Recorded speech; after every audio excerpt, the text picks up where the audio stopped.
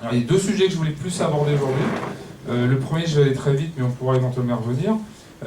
Et le deuxième, sur lequel je voulais m'appesantir un peu plus, qui était effectivement la rénovation du parc existant. Alors, le premier sujet, c'est que si on veut améliorer notre performance énergétique, l'échelle du bâtiment, même sur le bâtiment neuf, n'est pas à la bonne échelle.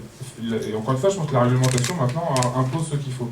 La bonne échelle pour la gestion des énergies, parce que c'est pas seulement économiser de l'énergie et je dirais calfeutrer les bâtiments, le problème c'est comment j'utilise au mieux les énergies quand j'en ai besoin. Avec le problème du non-stockage de l'énergie électrique, c'est quand même un problème fondamental, même s'il y a de la recherche très avancée là-dessus. Celui qui arrivera à stocker l'énergie électrique pas chère, je pense que lui, il va être très vite milliardaire. En tout cas, c'est pas moi, en tout cas, j'ai pas encore trouvé la clé. La bonne échelle pour des bâtiments neufs, c'est le quartier, voire la ville. Pourquoi? Pour une raison très simple, c'est que vous mutualisez les usages. Évidemment, si tout le monde veut faire la même chose en même temps, eh ben, on a des pics de consommation. Au niveau d'un bâtiment, il y a quelques bâtiments à multi-usage, notamment dans des zones très denses comme à Paris, où on peut avoir une crèche, des écoles, du tertiaire, du logement. Enfin, c'est quand même assez marginal, c'est des cas un peu particuliers. L'essentiel des bâtiments sont mono-usage. Qui dit mono-usage dit on fait tous la même chose en même temps. Et donc, si vous montez à l'échelle du quartier, vous pouvez faire énormément de choses sur les usages différenciés, et vous pouvez aussi mutualiser un tas de choses. Ce qui fait qu'on investit, je dirais, les euros que vous investissez, vous les partagez. Je pense à la sécurisation des réseaux électriques. Quand vous faites du bâtiment par bâtiment, et ben chacun a son groupe électrogène et chacun a sa sécurisation de l'énergie. Si vous le faites au niveau d'un écoquartier, vous pouvez faire plein de choses. Donc, quelque chose qui est en train de se créer en France, il y a quelques exemples, dont un exemple que FH porte à Marseille, c'est d'essayer de réfléchir au niveau d'un quartier. Et c'est toujours pareil, plus la réflexion des marteaux et plus on arrive tôt dans le projet, plus on peut faire des choses intelligentes parce qu'on n'a même pas encore défini où on va mettre les usages et comment ils vont s'interagir entre eux, que ce soit en termes de transport ou en termes d'utilisation du bâtiment. Voilà, donc moi je trouve que c'est un sujet passionnant qui est nettement moins avancé que la réglementation sur les bâtiments neufs. Et nous on a réalisé des bâtiments à énergie positive qui à mon avis n'étaient pas la bonne solution quand je voyais ce qui se construisait à côté, parce qu'il y a des quartiers qui ont émergé sans cette notion d'écoquartier. C'est dommage, je pense qu'il y a des bons exemples d'écoquartiers que nous réalisons, que d'autres entités réalisent, et mon souhait, mon espoir, c'est que ça va être la norme, et qu'on va arrêter de faire des bâtiments surperformants à côté de bâtiments qu'on construit qui ne le sont pas, parce que c'est pas le même investisseur, c'est pas le même promoteur, les exigences dans le logement sont pas les mêmes que dans le tertiaire, etc. Bon. Ça c'était le premier sujet, et de dire, sur le neuf, y compris du mix avec de la rénovation, la bonne échelle, si on veut faire des choses intelligentes en termes d'énergie, que ce soit en termes de production ou en termes de consommation, c'est le quartier, voire évidemment la ville. Le deuxième sujet sur lequel je voulais un peu plus m'appesantir, mais j'ai déjà dépassé la moitié de mon temps, c'est sur le parc existant. Bon, ça a été dit, donc je vais vite.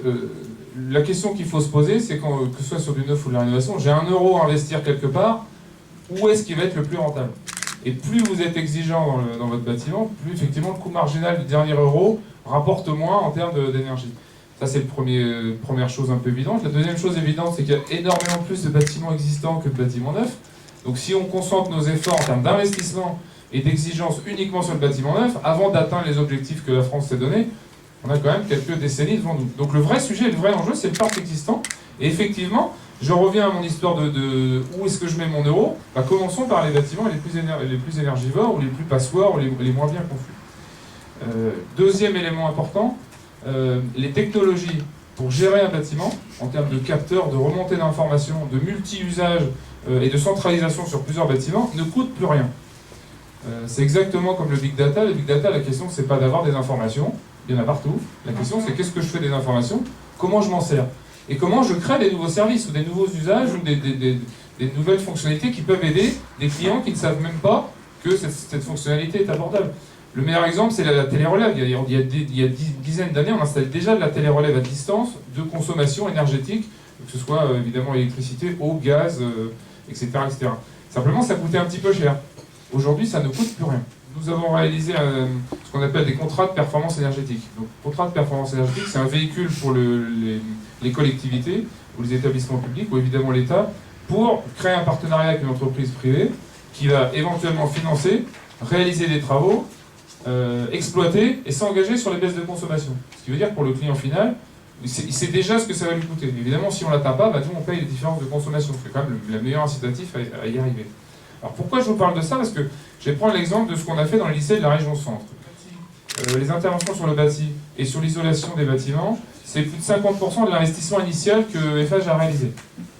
Ça a rapporté ça a contribué à moins de 30% des baisses d'économie d'énergie. Vous vous rappelez mon euro de départ, c'est-à-dire que cet euro-là, il fait mal. Parce que j'ai fait 50% de la dépense et ça ne me ramène que 30%. La partie amélioration de la production d'énergie, notamment aux chaudes sanitaires, changement des chaufferies, installation régulateur, je vais le mettre de côté. Vraiment production, ça a coûté à peu près 30%, ça rapporte à peu près 30% des économies d'énergie. Donc déjà, c'est un petit peu plus intéressant en termes d'investissement. Mais il fallait évidemment faire un peu les deux, parce qu'il ne faut pas que ces bâtiments soient complètement des passoires. Et puis les objectifs de baisse d'économie, c'était quand même 45% de baisse en 3 ans. Donc c'est quand même assez brutal. Donc il y a un vrai engagement de la collectivité, 45%, c'est quand même pas négligeable. Ensuite, il y a ce qu'on appelle la régulation, la remontée des informations et l'amélioration du pilotage, centralisé ou non, des lycées. Ça coûte moins de 10%, ça dépend exactement de ce qu'on compte dedans, et ça rapporte 20% des économies d'énergie. Évidemment que vous allez faire la somme, vous n'allez pas arriver à 100% parce que c'est un peu plus complexe, mais un peu pour vous donner les grandes masses.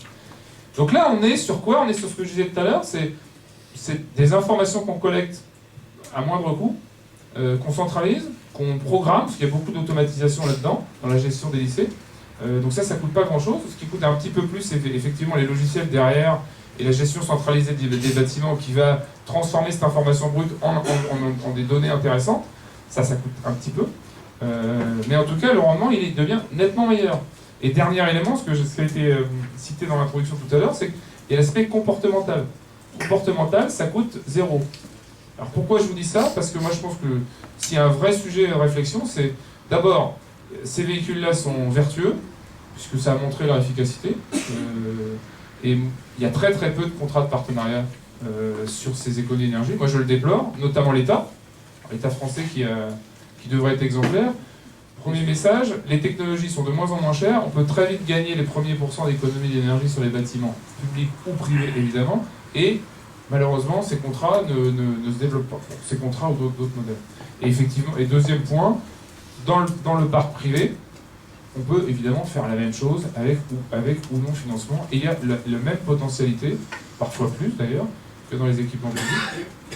On a rénové, alors c'est du parc social, mais on a rénové 700 logements dans la région Normandie, on a baissé les consommations de 50%.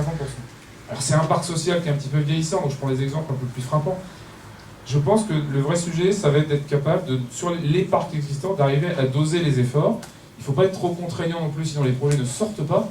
Mais en tout cas, en fonction de l'ambition qu'on a, on peut faire beaucoup de choses, pas grand-chose, mais on peut être beaucoup plus ambitieux. Voilà. Et je pense que, pour conclure, c'est sur le parc existant, je le redis, que si on veut gagner les objectifs que la France s'est donnés, c'est là-dessus qu'il va falloir travailler. Voilà, merci.